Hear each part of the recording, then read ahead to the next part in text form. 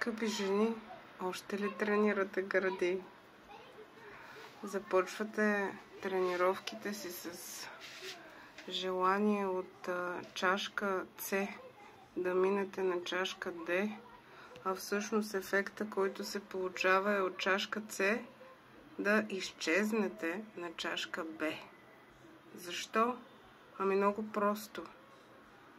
При нас жените гърдите са повече масна тъкан и когато се тренират самостоятелно и изолирано, то просто ги губим.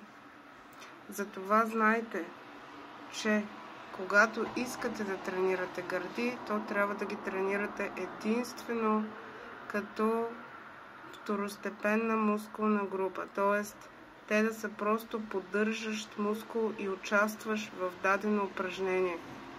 Например, когато правите гръб и правите пул-даун на скрипец зад вас, гърдата участва